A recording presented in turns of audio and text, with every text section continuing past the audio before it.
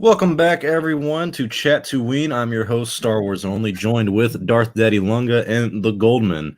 How you fellas doing? I'm really busy. I've been working my ass off on my Mary Sue video, which is basically done. Thank God. The final runtime is 2 hours and 26 minutes. Wow. So basically a Star Wars film. Yeah, so tomorrow I'm probably going to watch it like twice just to You make sure want to everything's chop that up into episodes.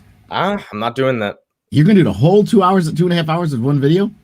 Yeah. Wow. No, I as a creator, that's how I want my vision expressed. But yeah, so I've been almost done with that, and I've actually been skipping all my classes so I can finish it, which is probably not a good idea, but here we are. Nah, you got to do the creative thing first before school. Lunga, I know you just reached a what was it? Your Kickstarter goal? You went a little bit over on that Isadora and the Mortal Chains comic that you have coming out. How's that going?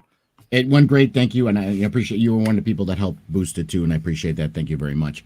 But yeah, it hit its goal. It was a $4,500 goal. We just made it. The last night we hit 4573, so it's happening. Right now I'm in the editing phase again. Because my artist, he had all the pages complete like right before the Kickstarter started, but now I'm going over it with a fine-tooth comb, seeing if there's any typos he put in the lettering and spaces, which I found some.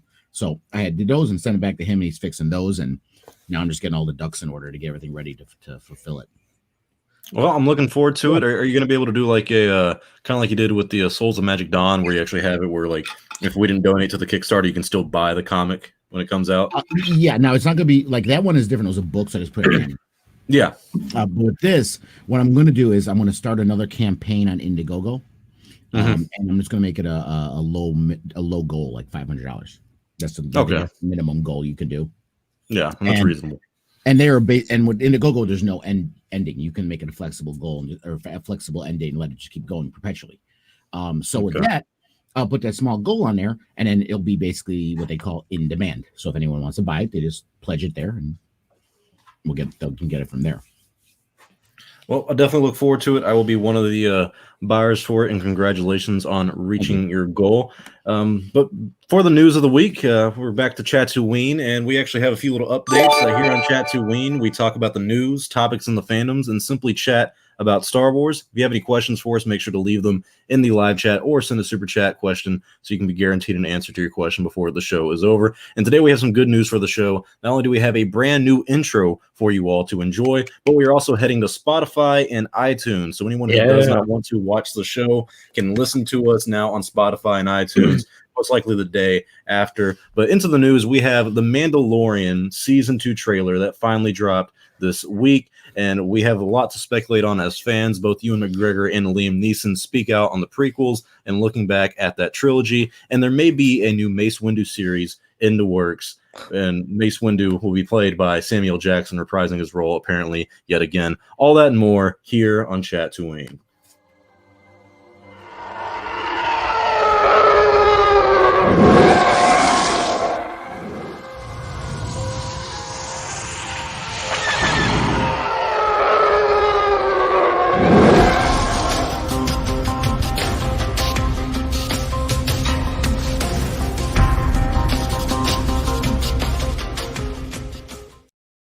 World premiere. That's great, man. I love that. Yeah. Very, very good trailer. Big shout out to kind of like the assistant for my channel on Instagram, a friend named Wyatt. He's been really helpful, and he made that intro for us. So thank you very much, Wyatt, if you're watching. But let's get into the Mandalorian Season 2 trailer that came out. I think it came out, what was it, September 15th? I mean, not too long ago. And that was the biggest news of the week. So after what felt like months of waiting, Lucasfilm finally dropped the trailer out of nowhere. And during the same week, Season 1 won 5 Emmys. A lot of questions came from the trailer, and we're here to give our takes and speculations. Lunga, I'm going to give you the first question. What were your initial thoughts about the Mandalorian trailer? I liked it. I mean, those people, a lot of complaints were, we didn't see Ahsoka. We didn't see Ahsoka. Well, the show's not called Ahsoka. It's called Mandalorian, right? That's what it's about. And I don't think Ahsoka's going to be in it as much as they think she is. But it was an exciting trailer. It gave me all the bits I needed. Started, moving some excitement. You saw his ship like kind of hurt, and then you see him go into the snow planet, which people are maybe thinking is Ilum.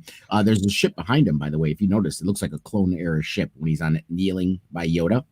And I was started making me think of the end of the Clone Wars. Maybe he's on the same planet. If Ahsoka's going to be in this, they could maybe tie it all together. But there was a lot of cool stuff in it, and I think it's looking great. We got Sasha Banks. Now they were talking about the Jedi when they showed her, so maybe she's playing a Jedi in this. We'll see.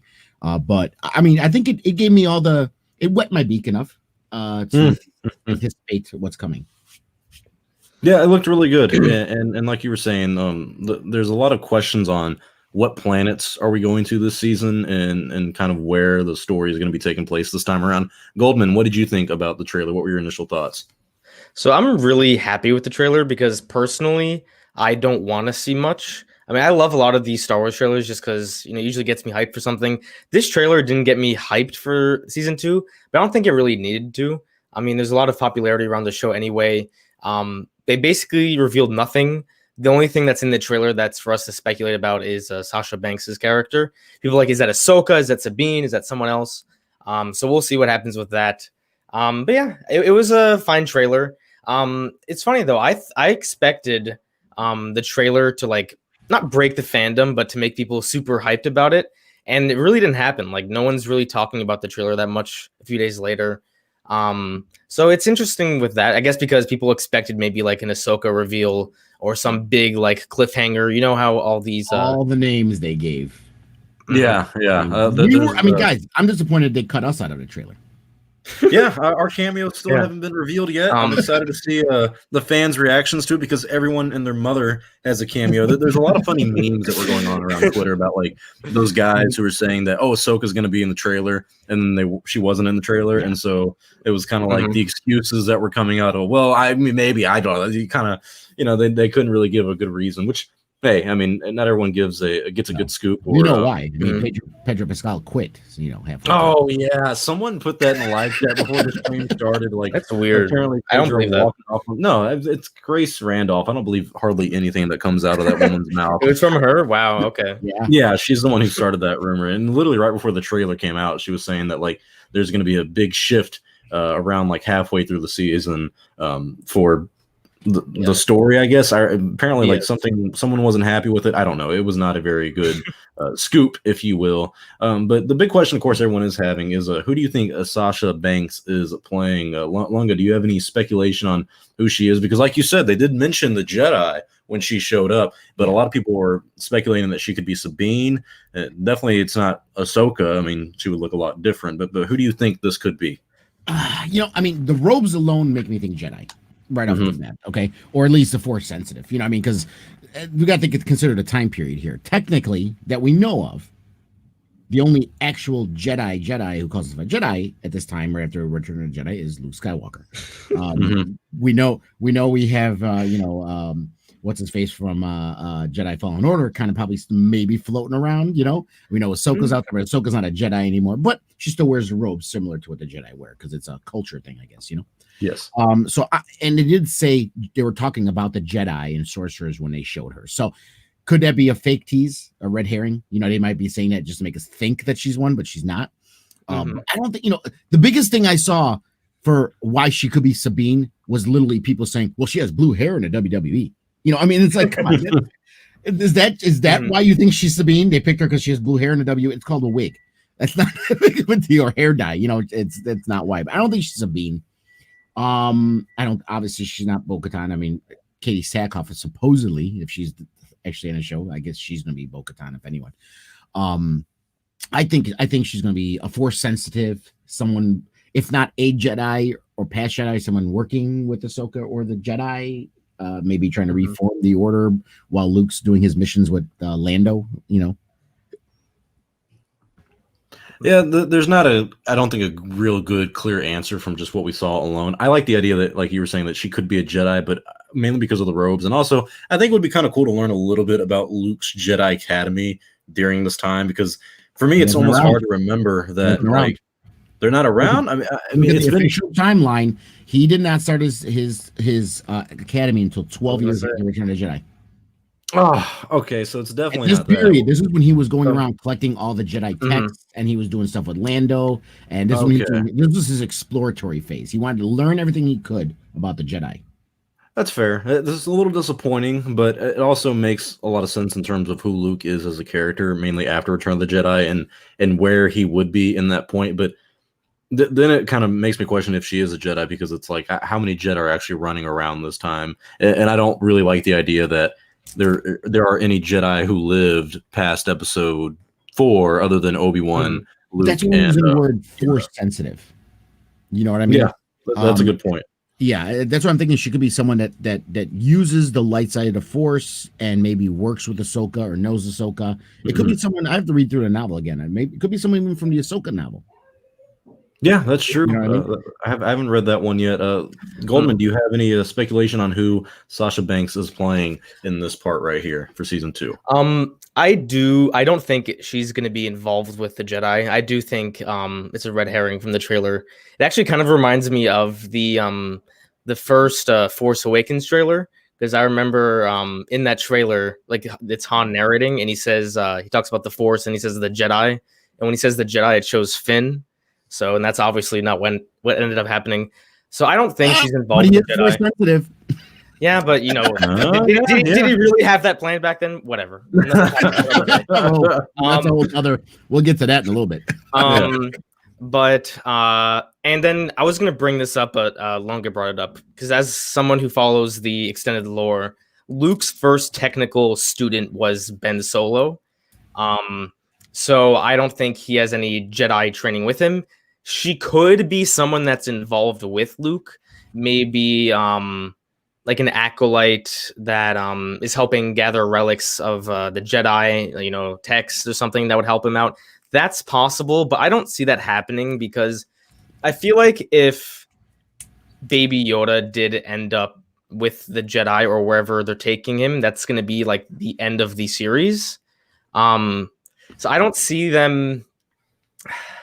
Like, give me a sec, because I feel like if they talk about they need to leave Baby Yoda with the Jedi, right? That's something they address in the trailer. I feel like that's something that would potentially happen at the end of the series, because they're not going to continue on the show without Baby Yoda. I mean, too much marketing material now. Yeah, he's more of a face of the show than the Mandalorian is, some could argue.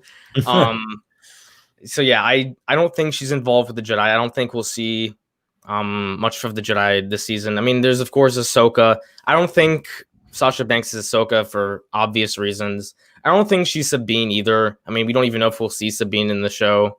I think it's a new character that's going to be very interesting, have a very unique role. But yeah, to answer the main question, I think she's a completely new character that we don't know yet. Okay, I like that take. I would be more interested in her being a brand new character. Last question for, I guess, mostly of the Mandalorian Season 2 topic from the trailer is, I'll give it to you first, Lunga. What are your hopes for Season 2?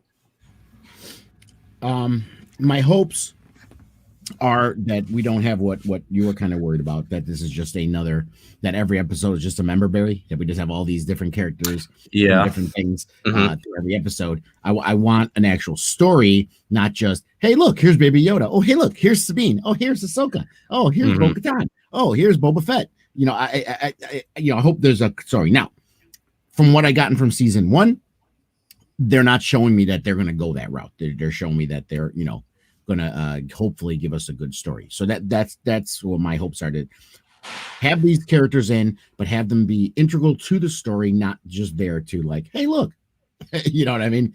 That's my main hope. I'm with you there, and I was you bring up what I was saying. What my fear was for this entire season was hearing that not only are we bringing Ahsoka, supposedly Rex coming back, Boba Fett, Bo-Katan, Sabine, like so many characters where I'm like, man, are each of these characters going to get their own episodes? Are they all going to be featured in 1 or 2 episodes? I mean, there's a lot to do in only 8 episodes, it sounds like. And one of the things that brought the member barriers up for me was Tatooine. We're going back to Tatooine, and it's actually one of the questions I did have for you guys. I'll ask you, Goldman, why do you think and we are going back to Tatooine? Why is Mando going back to Tatooine? And do you think this is a case of member berries, or is it actually going to have an integral part to the story this time around? That's a good question. I don't believe that Tatooine is going to play a significant role in this season. I feel like he could be going back to Tatooine for one of many reasons, and I would bet that it's a pretty small reason. Like maybe there's some bounty there that he wants to pick up, or it could be big. You know, there was the rumors that I believe this was one of the rumors or leaks or whatever, that the character that was rumored to be in Boba Fett's armor was actually dressed as a Tusken Raider. So maybe that could be it in the picture we just saw. I think that was a leak. Correct me if I'm wrong. I didn't hear that. I remember the talk of Boba Fett's armor being worn by a Cobb Vanth, that guy from the Aftermath books. But other than that, I didn't know he was wearing Tusken Raider stuff either. But that makes sense for what he does.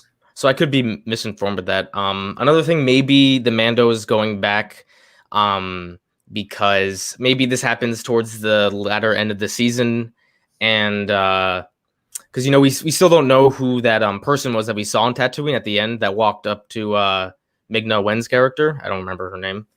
So maybe it has to do with that, like trying to get some answers. Who killed her and the other guy?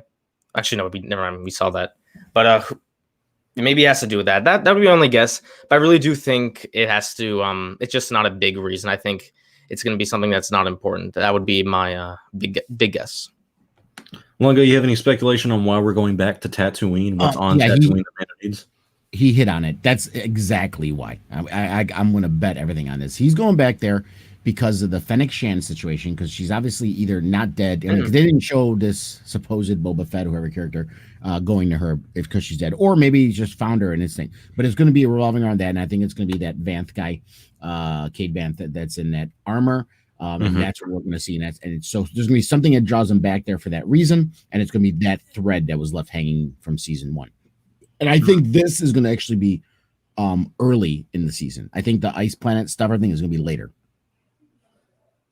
Yeah, I could see the ice planet being later, mainly because it does look like kind of what Goldman was hinting at earlier, is that like it almost looks like a parting scene where he's kneeling by Baby Yoda or the child, whatever you want to call him. And it's almost like feels like a goodbye moment. I really hope it's not, but if they do have, I think that's where the ship crashed, because they show his ship damaged. Remember in the beginning? Yeah, the opening shot. Yeah, the hatch was open. Yeah, and the ship was just kind of like the Razor Crest was kind of like stumbling through space. So I think he emergency lands there or crash lands there, and that's what happens. And when that picked me up too, that's that ship I was telling you about with the orange markings. Yeah, I was looking at that. There's some speculation that the ice planet that they're going to is Ilum. Have you guys heard about that? Where it's what Starkiller Base I think was. I would love that for it. I think it'd be a good choice. There's supposedly this is a leak I heard from someone who came in my chat actually. Supposedly there's a line in episode 4. This might be even earlier because this might be episode 4, maybe. Grain of salt, guys. But there's supposedly a line where they talk about a Jedi temple, and perhaps there's one here, and that's what they're there for. And if that's the case, then it could very well be Ilum. And also, when that thing happened in Clone Wars, where that planet that Ahsoka landed on, and they found and Darth Vader showed up with all the snow, they were saying she probably crash landed, or that ship crashed, the clones crash landed there on Ilum, and that's where all that happened. So it could all tie in one big Gordian knot. Actually, now that I think about it, because Ilum is Starkiller Base, that's confirmed canon, and I don't think they should be going to Ilum, because theoretically the First Order should be working on making Starkiller Base. I mean, if Ilum's like a common, it'd be early stages. Yeah, but even if they go to Ilum, that means it's like a somewhat of a common knowledge place that it's not that secretive. I always pictured Starkiller Base as this very secret project that the First Order was working on. So maybe they go there, and maybe the Empire is still somewhat there. I don't think there's a Jedi temple there, based off of The Force Awakens and that. I don't think there's a Jedi temple. But they could be going there for Jedi knowledge. Yeah. But I'm saying but even if there's not one there, he could have heard maybe there is one there. And that's possible, because it is very strong with the Force. But we also see from Fallen Order, which takes place maybe 2 decades before The Mandalorian, how the Empire has begun constructing or taking kyber crystals. Maybe they were even working on Starkiller Base. So maybe he runs into the Empire there. So we'll see. I think it's very possible that it is Ilum, but I don't think it's going to be a Jedi Temple or anything like that. The Jedi Temple twist would be interesting to me, just to get a little bit more into the mythos of the Jedi, and I feel like that's kind of where the Mandalorian is leading into. And don't forget, Jon Favreau said that they're going to try to expand the scope for season 2. And you know, season 1 felt very grounded, felt very gritty Star Wars. This season, I could see them kind of getting in a little bit more into what the Armorer was hinting at the end of season 1, of like the sorcerers that they were going against back in the Mandalorian days and that war. I feel like we would get a little bit more of a backstory with that and how that might tie in with Baby Yoda. I would really like to see how they explore the species of Yoda and Yaddle and the child, and kind of how they came to be and what their connection is to the Force. That would make a lot of sense to me. I don't know how Ahsoka would tie in with that, though. I don't really see where she would come into play. I have a question for you guys. Say, hypothetically, that Snow Planet is Ilum, and it's somewhat starting to look like Starkiller Base, and the Empire is there. Maybe we even see very early remnants of the First Order. Do you think the heavy sequel connections will bother a lot of people? Personally, no. I mean, I guess that's a side of the fandom that you're on kind of question. If you're a sequel fan, maybe it'll bother you. Of course. Really? I'm a sequel fan. I would love to see that.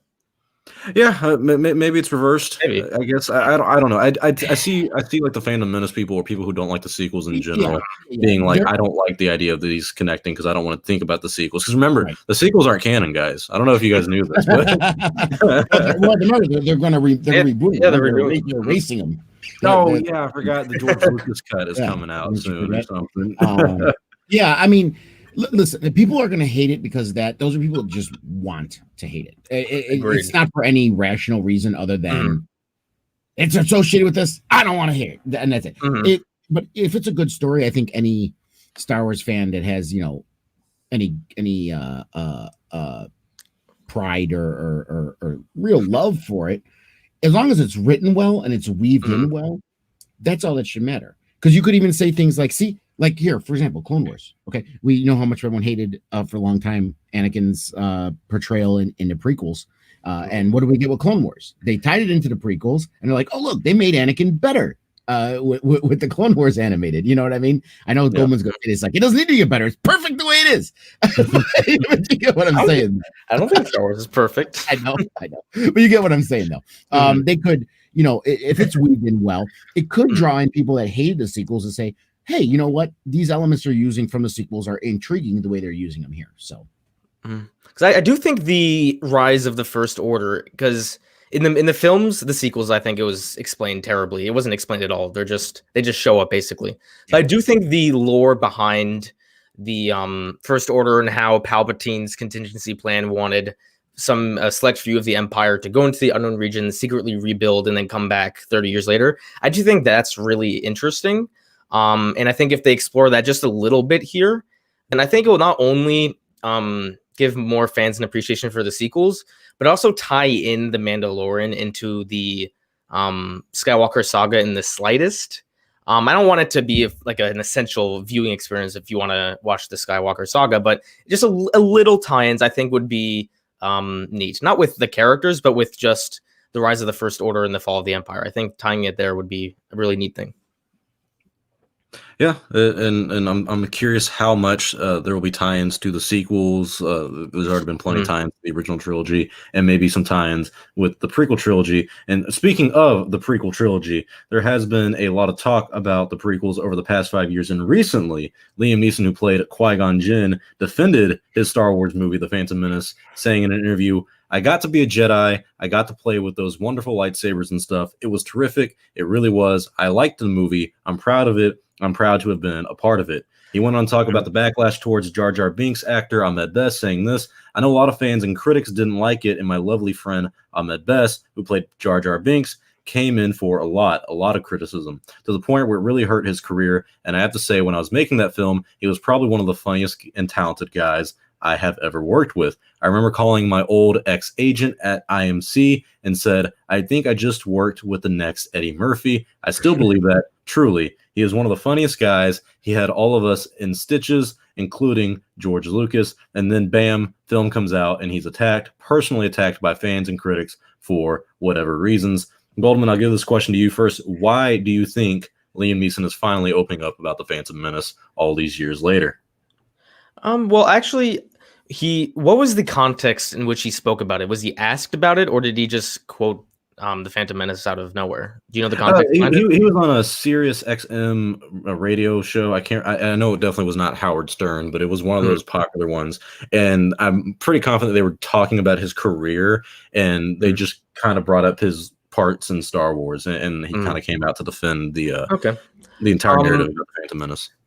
I think Liam Neeson understands what George Lucas was going for, because the Phantom Menace was, at the time especially, one of the most hated films. Now it's a little more appreciative, and I think it speaks to George Lucas. And at the end of the day, you have to ask yourself, did George Lucas do the right things with the prequels? Obviously, they're very flawed films, and they could be significantly better, in my opinion. But at the end of the day, 15 to 20 years later, this trilogy of films are wildly popular. The kids that watch them, that have grown up, love them. So did George Lucas succeed with the prequels? I think so. And I think Liam Neeson is kind of defending that aspect of why he enjoyed the experience so much, and kind of defending George Lucas a little bit, because he didn't really say that, but I do think he knows what George Lucas was going for, and he has very fond memories of the Phantom Menace. Yeah, there was a lot of experience for it. Lunga, do you have any opinions on why he's now opening up about the Phantom Menace? Because for a long time, he, at least initially after the film came out, he actually thought about retiring from acting, and he even told Robin Williams that a lot of it was the CGI that they used for the Phantom Menace, talking to someone who isn't there. And while that isn't a big deal nowadays, at the time, 1999 or 1997, when they were filming this movie, that had never been done before. So Lunga, why do you think he's just now kind of fully opening up his opinions about this film and defending it? From the sounds of it, I don't want to say just now opening. I think he was asked. It was part of the conversation. I mean, has he ever really been mum? Like, have you ever asked him about it? He said no comment. I don't think he's ever done that. I don't think no one's asked him. You know what I mean? For the longest time. I mean, obviously during the prequels they did, but I don't think for the longest time anyone's ever really brought it up to him. But yeah, I think a lot of his comments from back then were mostly, like you said, the CGI stuff, which now, as he's, in his career, in his long career, it's become commonplace in every movie you're in almost, you know what I mean? So he's probably used to it. That was just him learning curve of getting used to doing that kind of stuff. But I think from what I remember and hearing is that, like he said, on the set, it was a good time. The actors truly enjoyed being there. They enjoyed working with each other, and they enjoyed the whole experience of filming these movies, and they liked working with George Lucas, who was a legendary, filmmaker. So as an actor, he truly enjoyed his time there, and he probably got along with Ahmed Best and all the rest of them, and he had a good time with them, so he doesn't like, I think it's more of a personal thing, it's like, why are you gonna talk crap about especially people that were in this movie? These are all great people. We did it, we had a job to do, and we did it, and I like them. There's no reason for them to be treated that way. And it's probably just mirroring and maybe reminding people what happened with the sequels, that, oh, you guys all love these movies now. What I mean? But what you're doing, I'm paraphrasing here and guessing, but it's like what you're doing to the people in the sequels, that's what you did to us. You know what I mean? Maybe you should think about that when you say this kind of stuff and the way you treat people.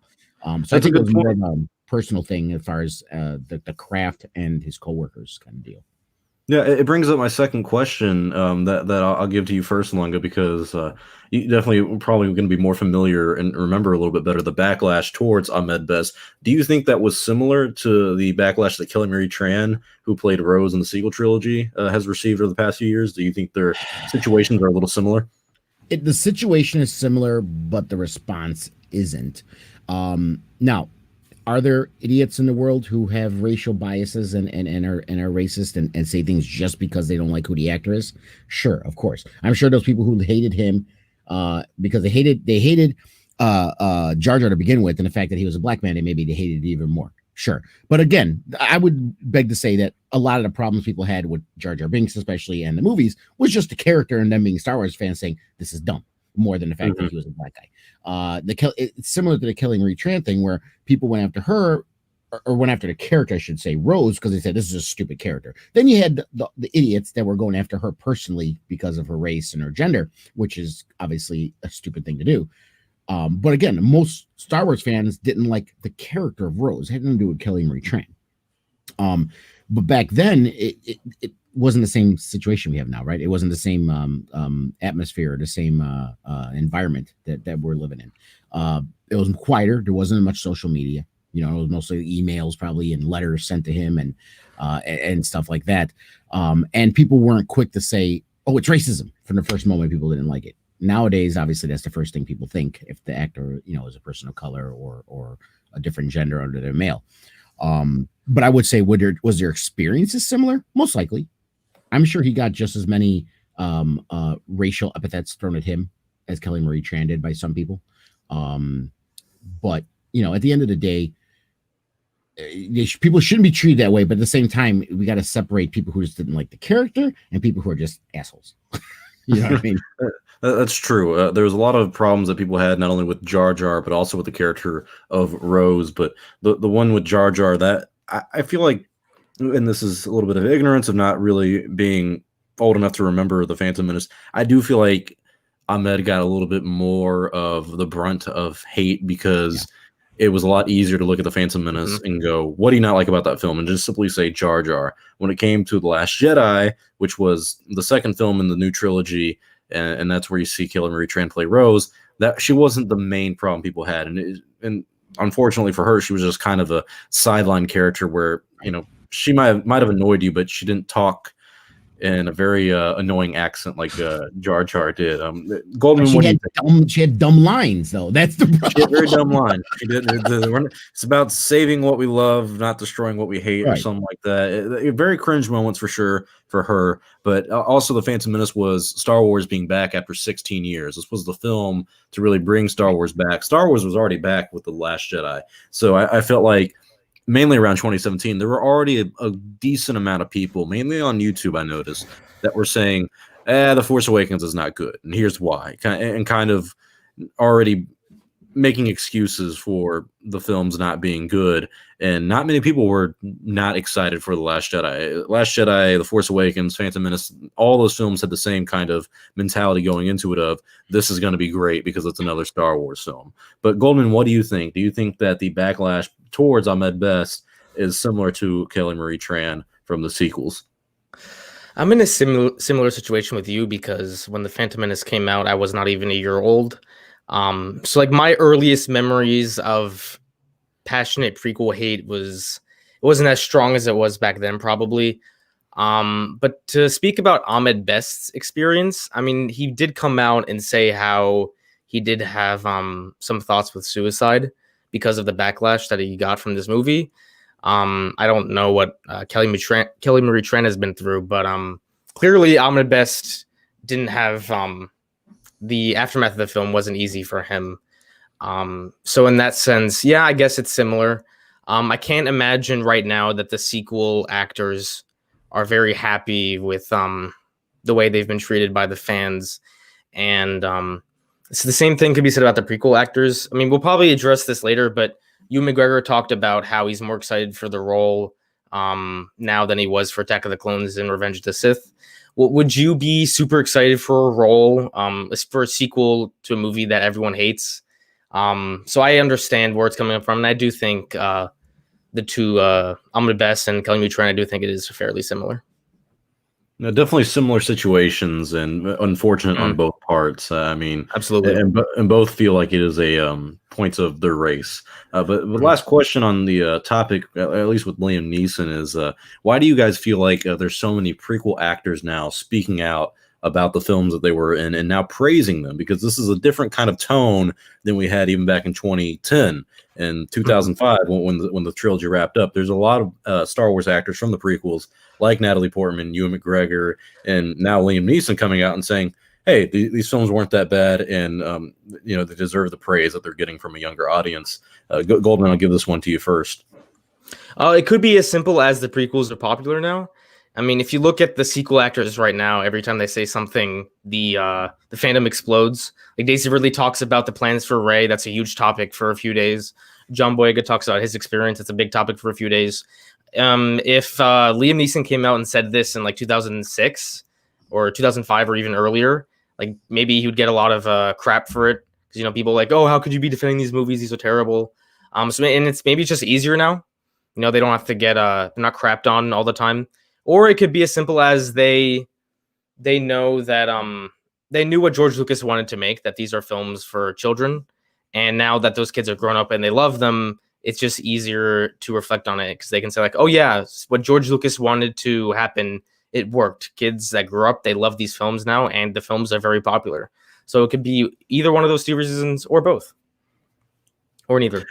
Yeah, I agree that it's probably the fact that it's grown in popularity so much over the past few years, and mainly with Liam, is that now I would imagine that a large part of this is because as time has gone on, the media has changed the news cycle, where back then when they would talk about this, there'd be a lot more attention on their comments. Now it's kind of like a niche community responding to these kind of things, where it's people like us who are diehard Star Wars fans. We hear something about Star Wars news, Liam Neeson talking about this stuff.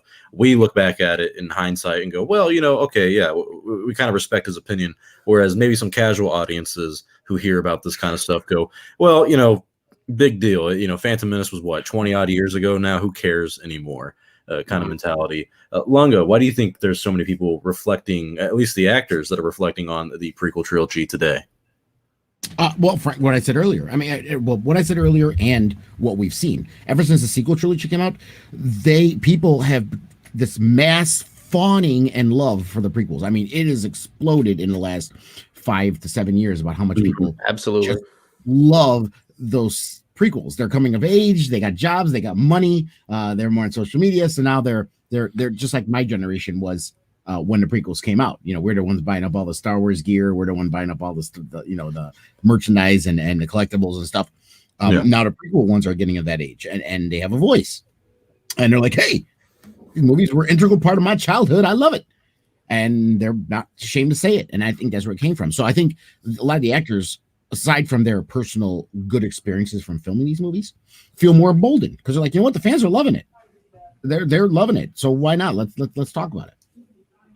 Yeah, you've seen the resurgence over, like you were saying, the past 5 to 7 years, and I do think a large part of it has been because of the recent sequel trilogy films. Whether they were loved or hated, I don't really think that mattered. I think if anyone was disappointed with it, they would look back at the prequels now and say, well, you know what, despite the flaws, I kind of like them a little bit more than what people gave them credit for back when they initially released. Another actor who has talked about the prequels is the Obi-Wan Kenobi actor, Ewan McGregor himself. He said in an interview recently with Empire, you know, our films weren't much liked when they came out by my generation who loved the first ones. I think people of our generation wanted to feel the way they'd felt when they saw those first 3 movies when they were kids. And George Lucas wanted to take our ones in a different direction. He had a different idea. It was tricky at the time, I remember, but now all these years later, I'm really aware of what our films meant to the generation they were made for, the children of that time. They really liked them. I met people who they mean a lot to them, those films, more so than the original 3. And I'm like, are you kidding? So long ago, I have to ask you, like you were saying, is this kind of what you're saying on the last part, is the prequel resurgence in the community, is it so big to the point where now someone like Ewan McGregor has noticed it, or has it always kind of been there and we're just now talking about it? Is that for me? Yes, sir. Oh, I'm sorry. Repeat that again. Why do you think the prequels are having such a resurgence in the community to the point where even Ewan McGregor is now noticing it? Is it like you were saying about the sequel trilogy? Is it kids like me and Goldman who are growing up and now? Right. Yeah, I thought that was. I heard that, but I thought that was like a follow up to what I said, because that's kind of what I was saying in the beginning. It's people your age growing up and loving it, and we, the word you say it all the time, so it keeps coming back. It's member berries. It's like it's fond memories of your youth, and at the time for a lot of people, what introduced them to Star Wars when they're of your age, your people in the prequel age, was this, more than the original trilogy. Mm-hmm. And also, I really think for all its problems that even though we can look back and say, yeah, this is trash. For all its problems, it's aged well. You know what I mean? It's aged well. We can look back at it at an eye of, well, this was the CGI at the time. This was what was given, and people were jumping on this technology. So we can look back with that kind of eye and not look at it too harshly as we did when it was in our faces. You know what I mean? But yeah, I think he's aged well, and the actors, like, I mean, the Kenobi memes alone. I mean, the high ground hello there, those are all so popular. I really think if it wasn't for Obi-Wan Kenobi, we wouldn't even have memes. I mean, it was that's this is why we have memes, is because Obi-Wan Kenobi, but yeah, that's the main reason why. And I think it's a good thing. I don't think it's a bad thing. I think it's a good thing. Yeah, I agree, and I think the memes are probably the driving force to the resurgence and prequel of. Big shout out to the Scoundrels Cantina who's watching the stream. Thank you very much for joining us, guys. If you ever want to come on the show, by all means, you know how to contact me, and I've enjoyed our conversations of the past. So thank you very much for watching. Goldman, do you agree with Lunga? Do you think that the prequel resurgence is a large part of me and you, kind of growing up and people of our age, the memes apparently being a big one? I think that's a big part of it. I think another potentially interesting way to look at it is that when Disney first bought Star Wars, and especially in that 2015 year when The Force Awakens was coming out, one could argue that Disney or Lucasfilm was sort of disrespecting the prequels. Like, if you looked at the 2015 Star Wars Celebration, people talked about how you couldn't see anything prequels related anywhere. And same thing with 2016. And I think when a lot of these fans of the prequels saw that the owners of this franchise were kind of disrespecting those films, they really didn't like that. It made them more passionate about their love for the prequels, so much so that now people are excited at the possibility of Hayden Christensen returning as Anakin, which, if you brought that up 10 years ago, that would be crazy. So I do think our kids our age, are a big part of it. And I think maybe the way Lucasfilm handled how much they respected or disrespected the prequels was a big part of it. That's true. They handled criticism pretty well, and it didn't seem like it was. There's a way to respond to criticism, and I feel like Lucasfilm in general and Star Wars in general handled a lot of the critiques of the prequels quite well. And I think Lucasfilm, modern day Lucasfilm, at least under Disney, is handling the response to this pretty well as well, with the kind of not disdain for the prequels that some older fans have, but the love that the younger fans have. I'm going to address this question from Comet Star. Thank you very much for the super chat, my friend. He says, can't they retcon Luke's story and have him rebuild the Order sooner? They retcon the Ahsoka novel for the Clone Wars finale. I know, Goldman, you are a fan of Luke and the kind of Jedi Academy he's got going on in at least the sequel trilogy in that story. What's your response to this? For one, the two retcons that he talks about with the Ahsoka novel are vastly different. They didn't really retcon much in the Ahsoka novel. Like, the Ahsoka novel begins with a prologue of a conversation between her and Maul on the Siege of Mandalore. And yes, some things were changed, like when exactly Order 66 happened. In the novel, said Ahsoka still had her green lightsabers. But if you just look at the broader story, the same things still happened. Ahsoka survived, Rex survived, Maul escaped. So the main thing still happened. But with Luke's Academy, I mean, you could retcon some of that. You could have Luke build an academy earlier on. But now the big thing is you can't retcon what was said in The Last Jedi. So at some point, you're going to have Kylo Ren potentially kill the rest of the students, even though a comic came out that said that's not what really happened. Or a lot of the students escape and go elsewhere. So you can change Luke's Jedi Order a little bit, but it still has to coincide with The Last Jedi, because as much as you hate that film, you can't retcon the films. Right. Like, if it was popular to retcon the films, then I guarantee the prequels would have been retconned in the late 2000s. So, because you never know, in 20 years, maybe the sequels are vastly loved, and if people did retcon it, then they would hate the new content that retconned the sequels, if you get what I'm saying. So yeah, you can't retcon the movie, but Yeah, you could change a little bit of Luke's Academy. I mean, you'd be retconning something that was in a visual dictionary, because it's in a visual dictionary of The Rise of Skywalker where it says Luke started his academy with Ben Solo. So, yeah, I mean, if you really want to, sure, you can change that. But then it's like, do you really want Luke to build this big academy and then it gets destroyed by the time of the sequels? So, yeah, that's something you'd have to ask yourself. Ruined a lot of cool opportunities in terms of storytelling. Lunga, do you have a response to this at all? I mean, I do regret that they gave such a long time of Luke doing nothing, because that, well, not nothing. He was doing something, but not something that you could really build stories off of. Let's put it that way. They'd be very boring stories after a while. So I do regret that issue. But at the same, like, to Goldman's point, he's right. I mean, the stuff in the Ahsoka novel changed. Those minor things. It'd be like saying, like, okay, well, according to the canon right now, Luke built his academy on this planet, but then in a show later, he did it on this planet. But it's still the same academy, the same events happen. Where it's at, it's kind of a minor point at that point. So these little things don't matter. Like someone mentions how they fought in the city square, not the throne room with Ahsoka and Maul. But if that really mattered, they still fought. It was still on Mandalore, and it still had the same result. So that little thing is a minor thing that doesn't really. It's not really a retcon. It's just a scene change, if you will. So I don't. Yeah, they should listen. As much as I would like, to have things the way I wanted it. No, don't go retconning stuff. That's annoying. Tearing it all up and start it over. Dude, it happened. It's over. The sequels happened. They're over. Get over it. Move on. Let's try to get something new. Okay, and get something better. They're not changing it. Don't wish for them to retcon it.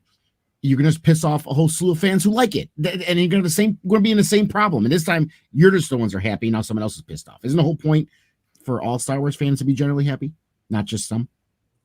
Yeah, you're not going to please everyone, and that's the kind of the problem with this is that once you go retconning things, who's to say that the next Lucasfilm president, the next members of the Lucasfilm story group, retcon that retcon kind of thing? I like Lunga's and Goldman's point on, like, mainly like the films are kind of the part where you don't really retcon much. The books, sure. What happens, I feel like when we watch on TV in terms of movies and animated shows and all that, that's kind of the stuff that we have to adhere to in some sense. But back to the prequel trilogy stuff, I do want to ask both of you guys about kind of George Lucas's approach to this. Do you think George Lucas was smart to take the prequel trilogy in a different direction than the original trilogy? And I'll give this to you first, Lunga.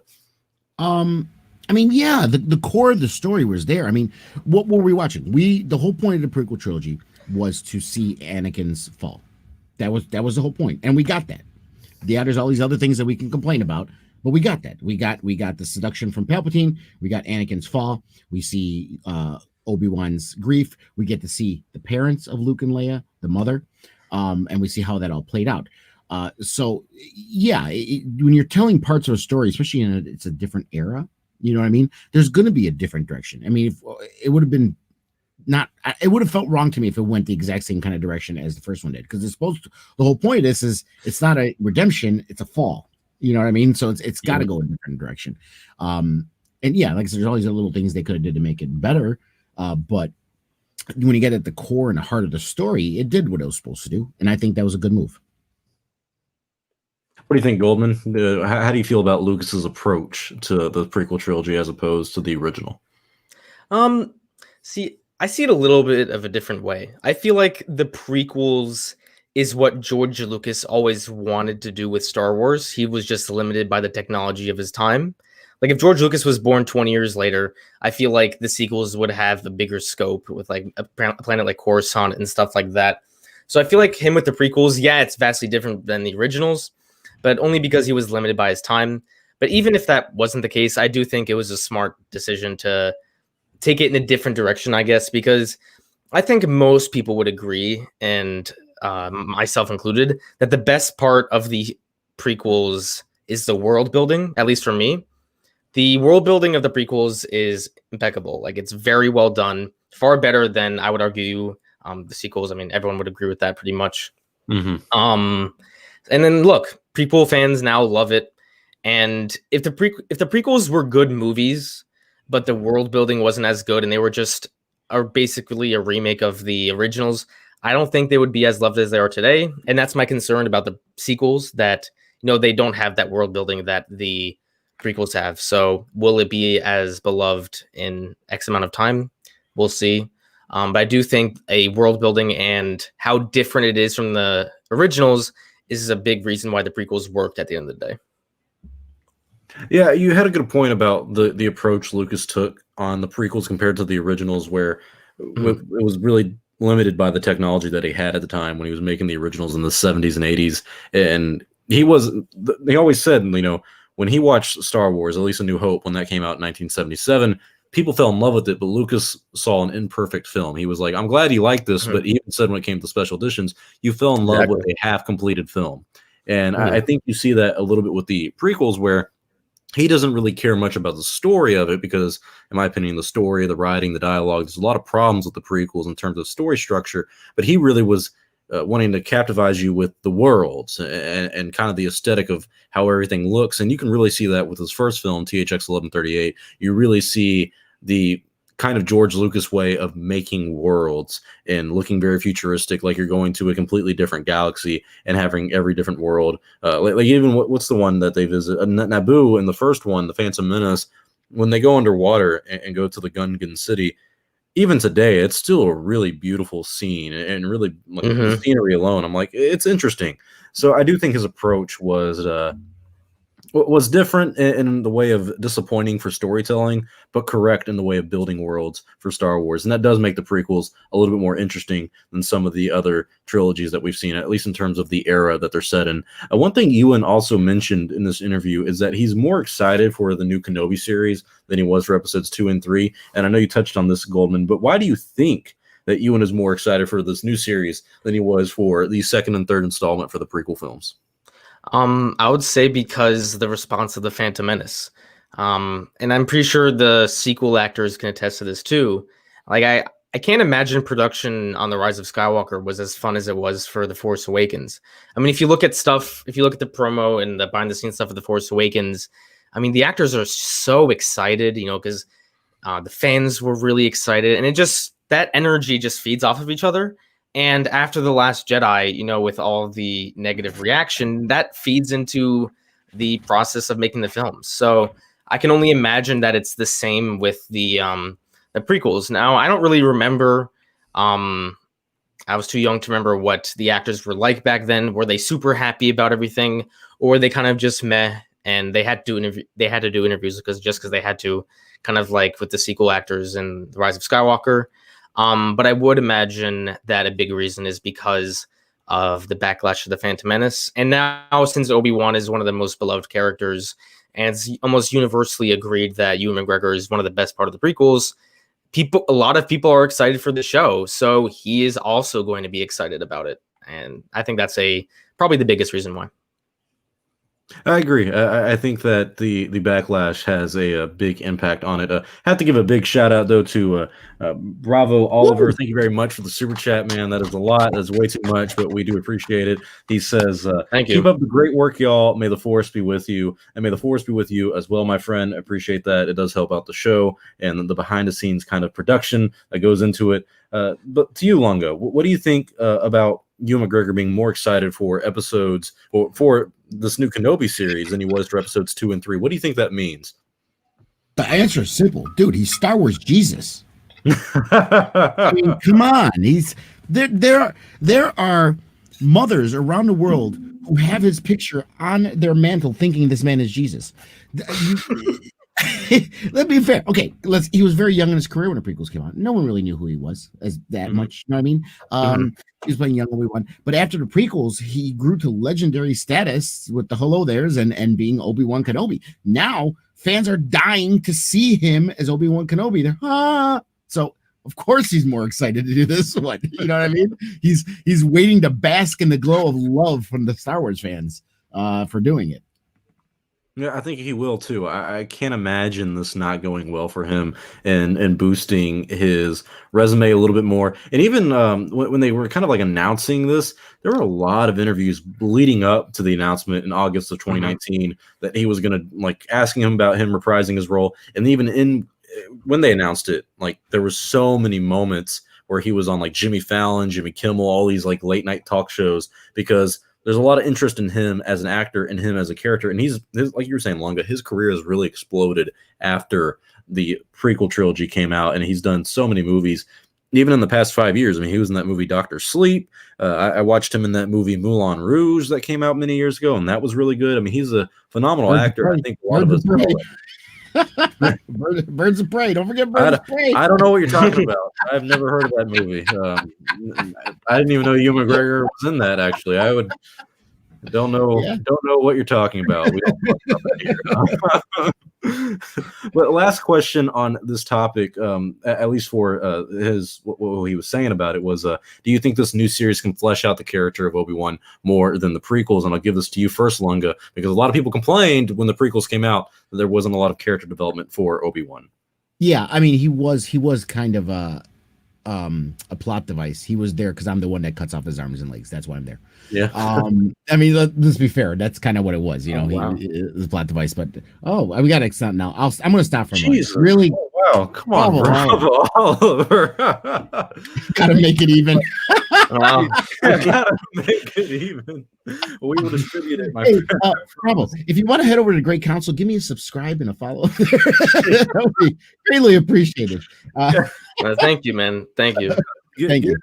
Give both of them a like and a subscribe. We're trying to reach that monetization status, and Lunga thankfully hit it. What was it, a month or two ago now? Almost 3 months. You know they're jacking me on my check again still for stupid reasons. I'll get into that later. We'll talk about that off. We'll talk about that off air. Bravo will help you out for sure. I promise you that. Thank you Thank you, Bravo. Thank you. But as far as Obi-Wan goes, he was kind of a plot device in the prequels. They didn't do much with him. And I really feel while it was important, obviously, what happened in prequels and what led up to that. I really think the character development of the Obi-Wan we know from the original trilogy happens during these years. So I think this is important. It is important of more than any other character. You know what I mean? Because this is when he's dealing with the guilt and the regret, and he starts out as most likely a very grief-stricken, lost all hope and depressed person that grows into this older man that finds hope again. You know what I mean? So I think this is an important integral story to tell with him, even possibly even more important than what we got in the prequels.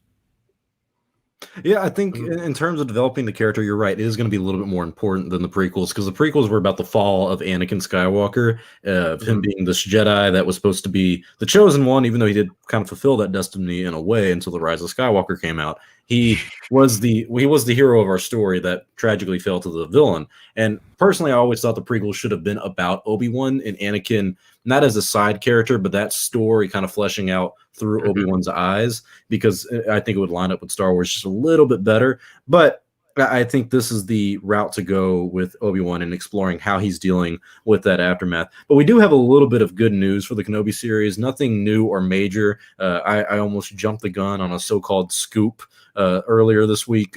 But earlier in the year, before the Kenobi series was delayed for script rewrites, the working title for the show was called Pilgrim.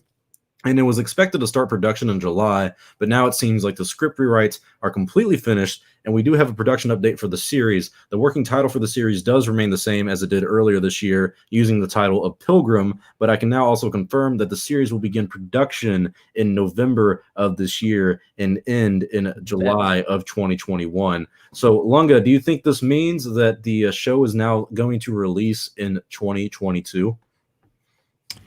No, I don't. Crap. What everything has been going on, yeah, that's a damn possibility. But I don't think that's what's going to happen. I think it's still going to be coming out in 2021. I think this may be a bit of a panic button thing. I especially with all the delays they had, I don't think they can afford. I mean, they might try to blame it on the pandemic. You know what I mean? But yeah, I don't think we can afford the PR hit to wait until 2022 for this. Yeah, well, mainly if what I was told is right of them ending production in July, it's almost like, why would you hold on to that for a whole possibly a year, 6 to 8 months? I mean, we don't know how, like, if they release it in 2022, I wouldn't imagine them releasing it in the first half. I mean, when I say that, I mean the latest they would release it is probably in maybe April or May in order to kind of hit that Star Wars month, that normal cycle. So I'm kind of curious on when they will release this. And if production does end in July, like I was told, then yeah, I could see them putting it out in late 2021.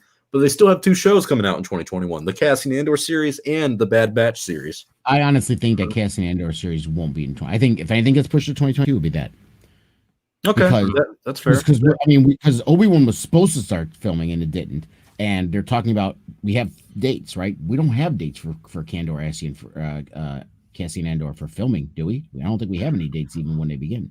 Some scoopers have been saying that like they I know Diego Luna did say himself that they were going to start up filming again, but like you were saying that there's not like an actual date for it. Both the Kenobi series and the Cassian Andor series have like Disney release dates, or it's kind of like with the before they delayed the Star Wars films, they had here's the goal on like what year we want to release this, and Cassian Andor was 2021 and Kenobi series was 2022. But with the production update we just got, it's kind of like, well, if you're finished with Kenobi in July of 2021, why would you not release it right in maybe November, kind of like we did with the Mandalorian season 1?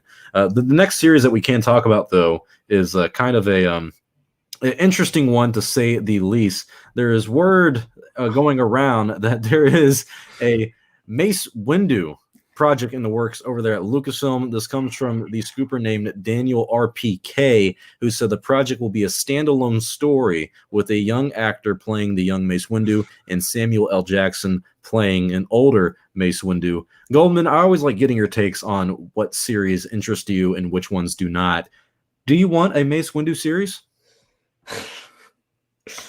I guess I'm more open to it than maybe some of the other shows that have been listed, but I just think it's a really weird series. Mace Windu's just never been a really interesting character to me at all. I feel bad talking bad about this because I feel like every time we talk about a new Disney Plus series, I'm always negative about it. But just this is a really, I don't want them to do shows off characters. Like I want them to explore new group. What I mean by shows off characters, like where the title of the show is like Windu, a Star Wars story, yeah. Something like that. Like Obi-Wan's the only exception, really. I want them to do stories about just unique stories that don't have to revolve around characters we already know. Unless it's like Ahsoka and we don't know where her story ends. But like Mace Windu, I don't know. I've just never been interested in the character. He's always been kind of just a meme to me. If it takes place during the Clone Wars, I guess that would be kind of interesting. Samuel Jackson, though, he's much older now. I guess they could de-age him. That costs a lot of money. Yeah, they did it with Captain Marvel, but the guy's in his 70s, and I think he looks pretty good for, what is he, 71? Yeah. So, he's got the wit.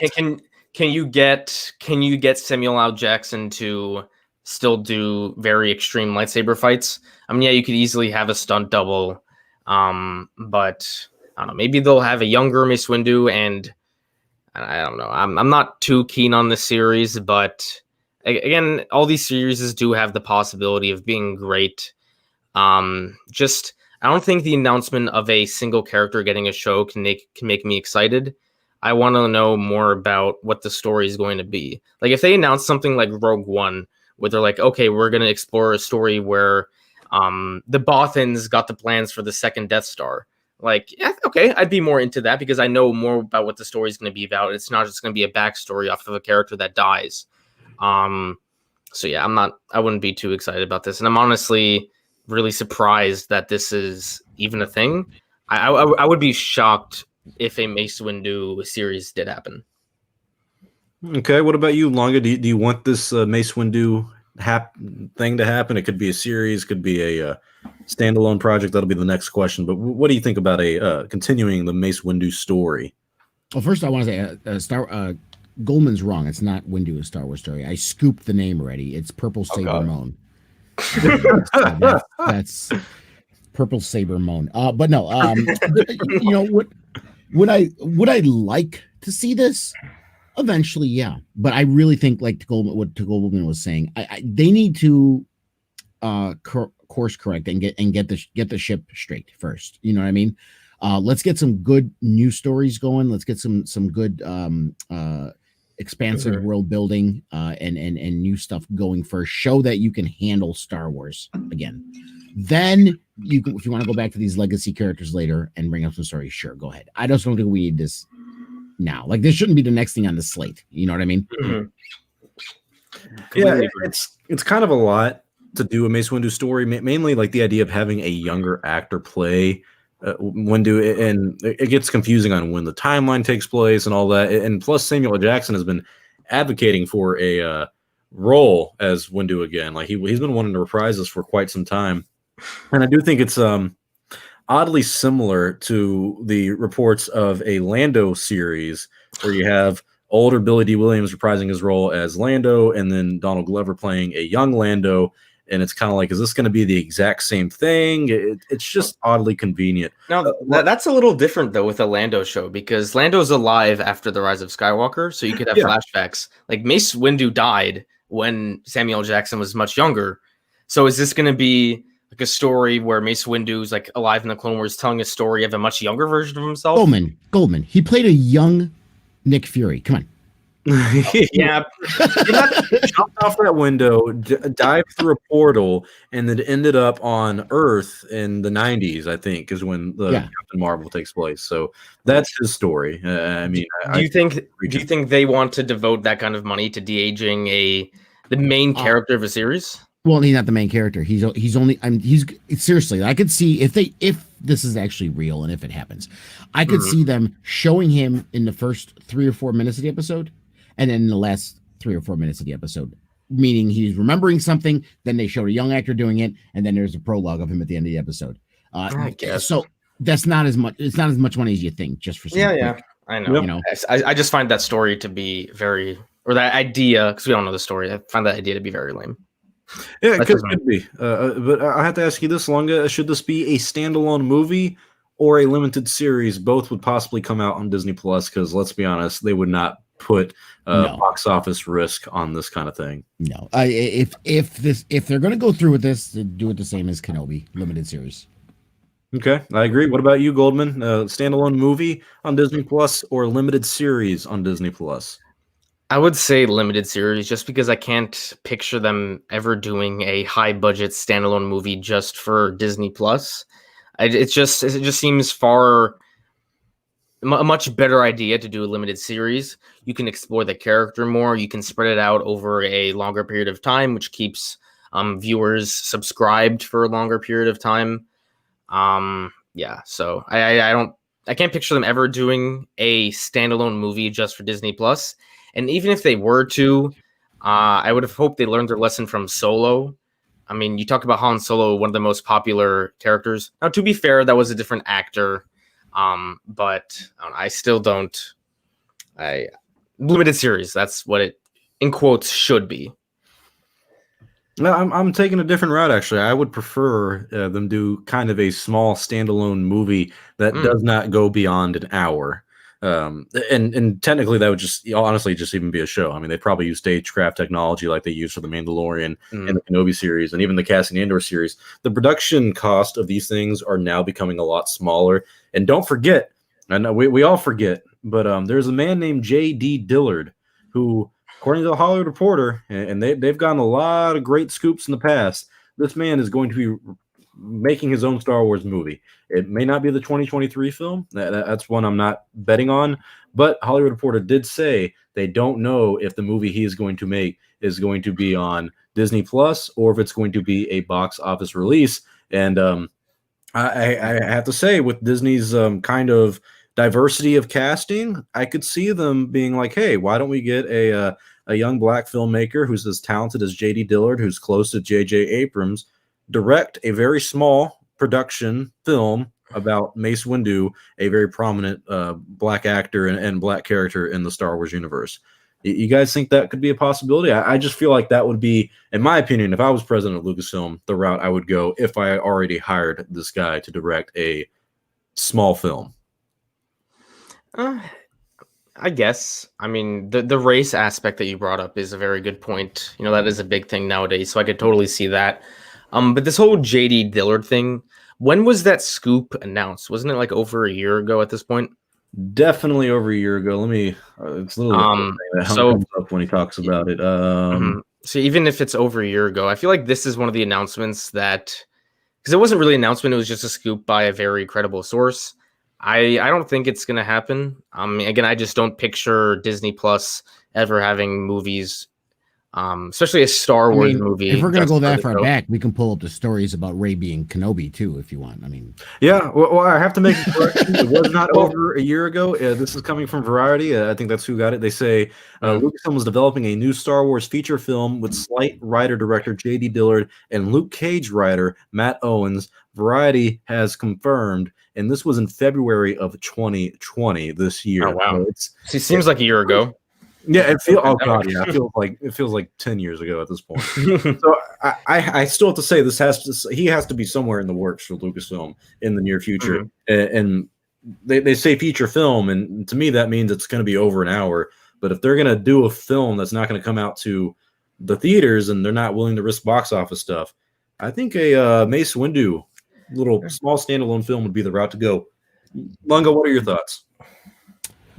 I mean, I don't have a problem with J.D. Dillard. I mean, I wouldn't mind seeing him direct something.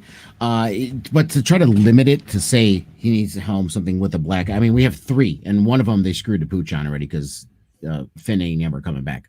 And the other one is too old; he can barely walk. Unless they want to use young Lando and bring in, Danny Glover again, if he wants to do it. And then we have Mace Windu. Just let the man direct. I mean, if he's a good director, let him direct whatever it is. I mean, like we talk about Deborah Chow, it's like we'll take Deborah Chow directing anything Star Wars. I don't care what it is. Just have her directing it. It doesn't matter what it is. You know what I mean? It's the same situation. If he's a good director, let him do it. Let him do anything to try to make it be this, like, I don't know, a repeat of Black Panther. You know what I mean?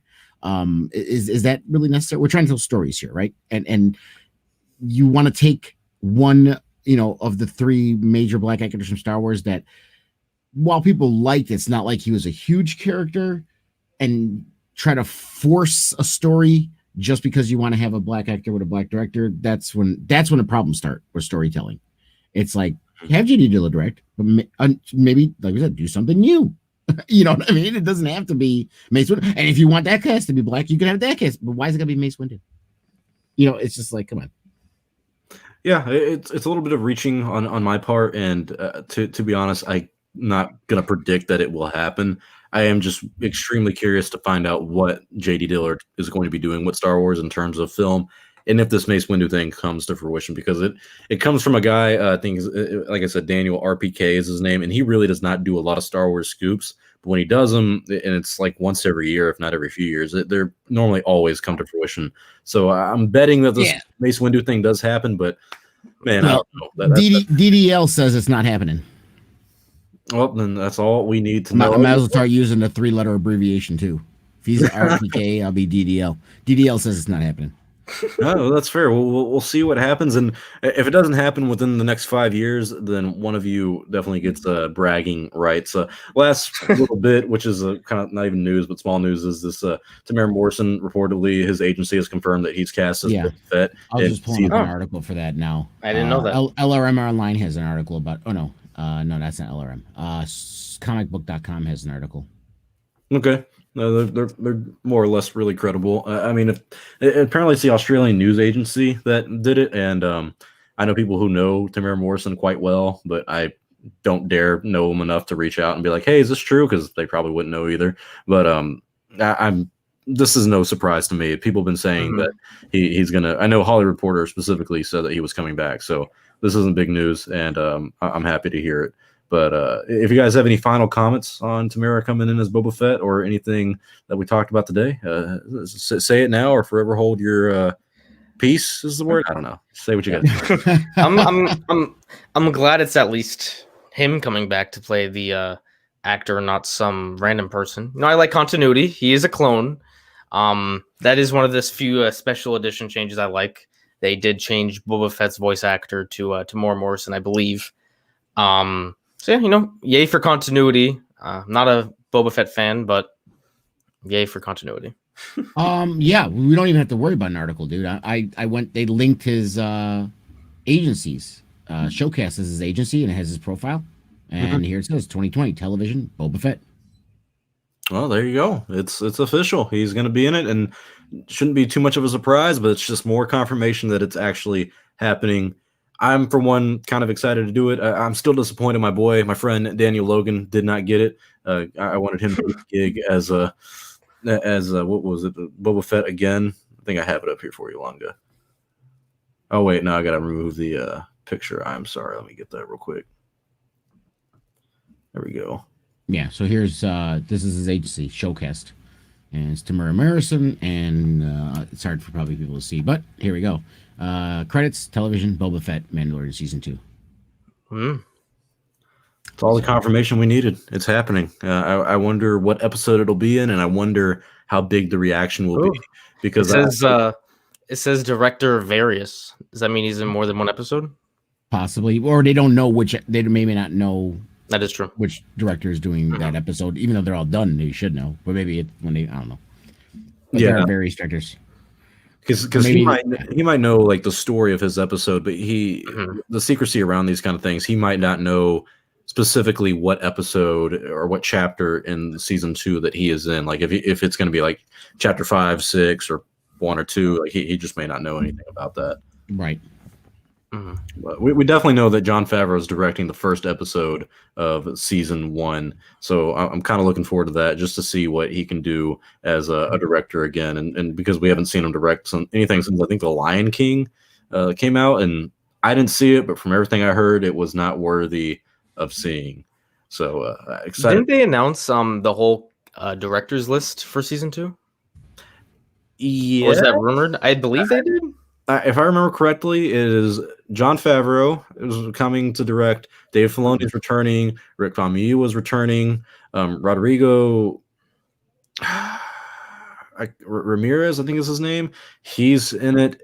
Who's the guy who directed Ant-Man? Do either of you guys know? I forgot the name.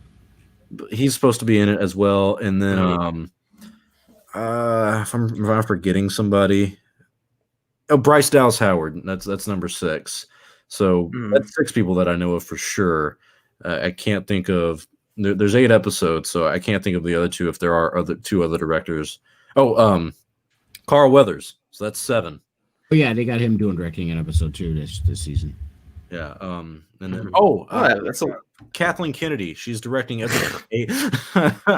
Bring back Ryan Johnson direct episode 8. I get it. Honestly, that would be kind of funny, and I could see him directing because he's had experience with television. That's all the time we have for today, my friends. Thank you all for joining us here on Chatooine. This is a very good episode, and we're happy to finally be on Spotify and iTunes. Hopefully, if you're at this point in the stream, you're probably not even going to listen to it. But if you ever need to, we'll be on Spotify, probably on Saturdays and Sundays, a day or 2 after the stream is over. Thank you all for joining us. We're going to try to be back on October 2nd and have our first guest with us. Make sure you subscribe to Darth Daddy Lunga and Goldman's channels, whose channel links are in the description below. Can't wait to see you all here on Chatooine again.